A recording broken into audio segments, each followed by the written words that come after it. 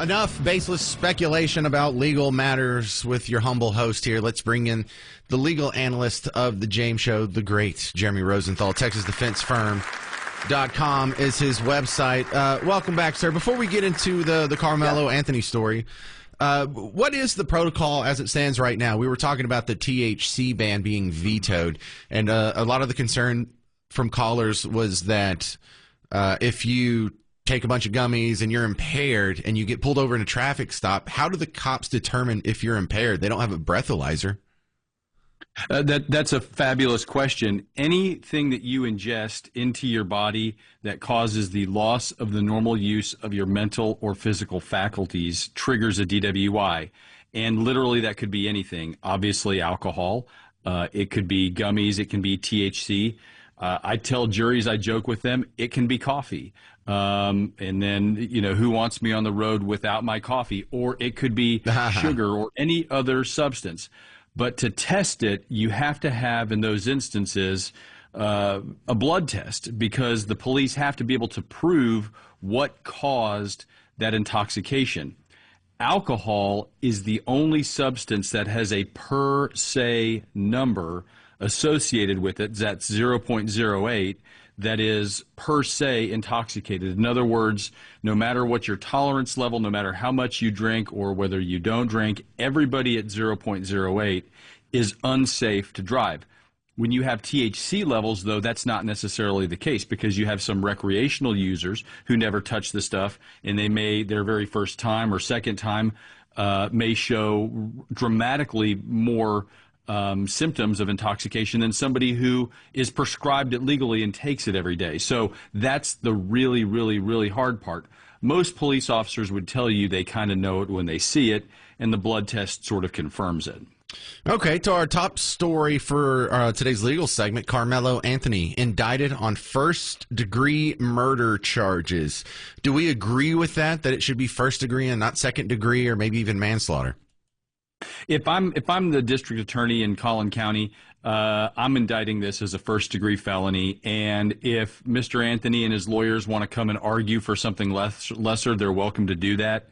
But I didn't see this happening any other way than being a first-degree intentional homicide indictment. As you understand, James, and I think everybody else knows, murder always tracks the intent element. It is the degree of intent to kill that tracks whether or not it's criminally negligent homicide, a traffic accident, or Alec Baldwin having his head up his rear and shooting somebody on the set of a movie, or somebody like Luigi Mangione that takes months and months and months of preparation.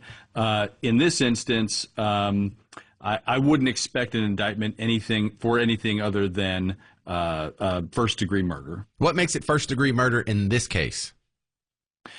You can argue that there was intent to kill, that the stab was to the heart, that he brought the knife with him, that he intended to end his life. Now, you don't have a lot of facts and I don't think anybody would tell you. I don't think anybody would argue that Karmelo Anthony woke up that morning intending to kill anybody. But when you have a stab to the heart, you didn't stab him in the arm, you didn't stab him in the waist, you didn't stab him somewhere else, right? In the nether regions, you stabbed him in the heart. But you've identified the fight here, James, which is the fight in this case. It's between manslaughter and first degree. If I'm the defense in this case, I don't know that you've got a very strong self-defense argument. I've just not heard anything that suggests that it's good enough.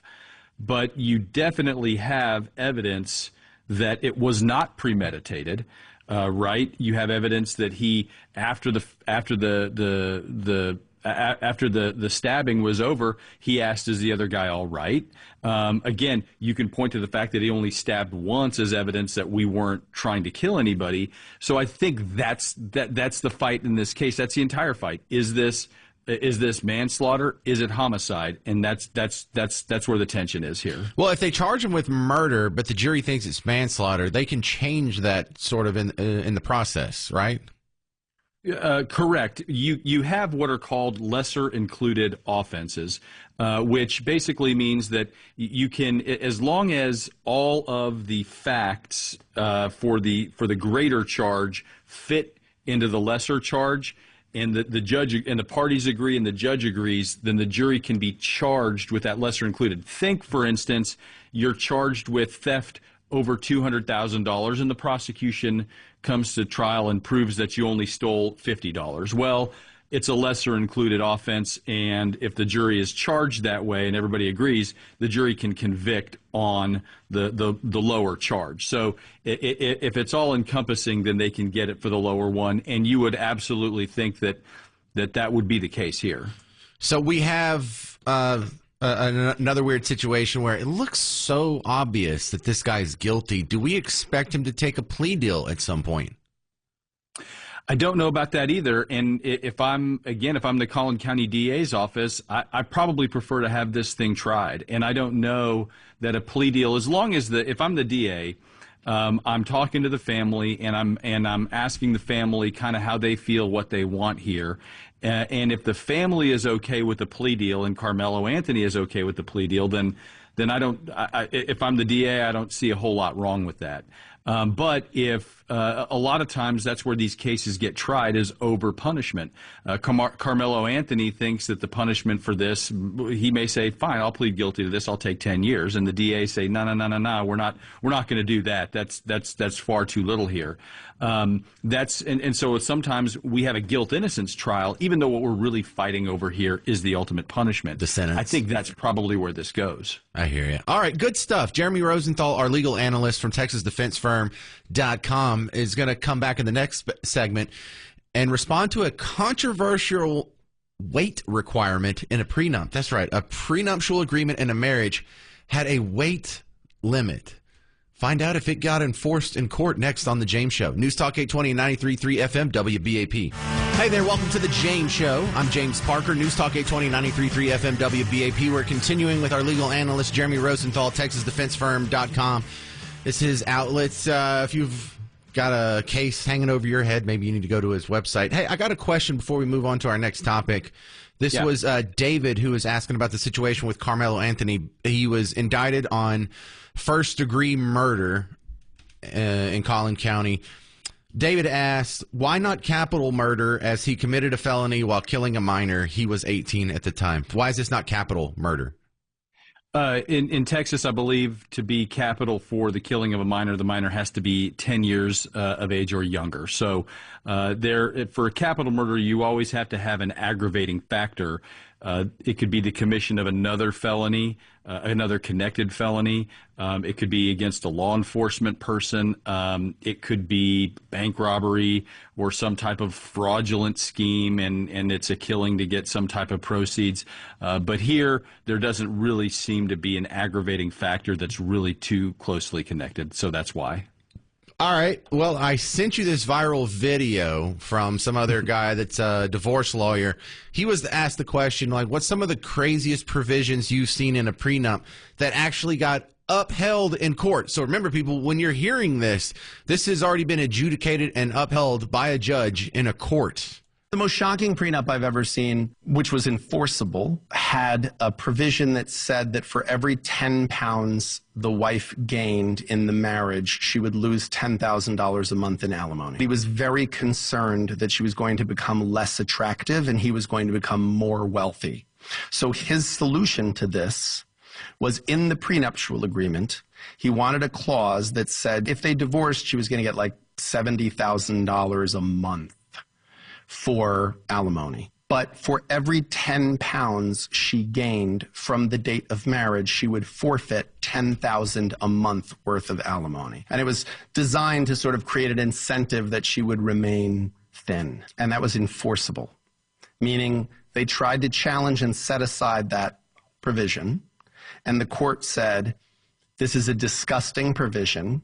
I don't know why you married this person, but it's enforceable. It's a contract. The two of you signed it, and you had a right to sign it, and you agreed to these rules, and they may be ridiculous rules, but you agreed to them, and you have a right to do that. I think it's a kind of love. I think it's a form of love. Is it a form of love I'd be interested in? No. I think it's very shallow in some ways. There's something very honest about it. I mean, you can't argue with the fact that there's something very upfront about it. He was making very clear and putting in writing, here's the value you bring to this relationship. I consider your physical appearance vitally important to this relationship. And by the way, don't skip the other side of that equation. She was going to get $70,000 a month. That's a very impressive number. So I think she also understood there was a value to be attached to him as well. Is it something I would be interested in on either side of that equation? No. But do I have a right to say to someone that's not love? So, wow, Jeremy Rosenthal, legal analyst on the James Show, your response to that prenup? Prenups are tricky things, and they're controversial things, and really, in the grand scheme of things, they're kind of newer things. Texas has come a long way with marital law and marital property and how you dispose of it, but I don't know that would necessarily be enforced. I think it could be a judgment call for a judge. There's part of whether or not a judge enforces a prenup is whether or not it's what's called unconscionable, or to some degree whether or not it violates public policy, and you would think that it's a pretty subjective thing, right? Are we mocking the institution of marriage? That's what the judge could fundamentally veto something like this over, I would think. Well, so do you think that would work in Texas? Because this guy said it got held up in court. Now, I don't know what state he's in. Because then my second question is, there's prenuptial. Is there something that's like a postnuptial or just a nuptial agreement? So, like, if you have an existing wife, could you maybe make her sign a contract? Or not make her, but could she voluntarily enter into a similar contract?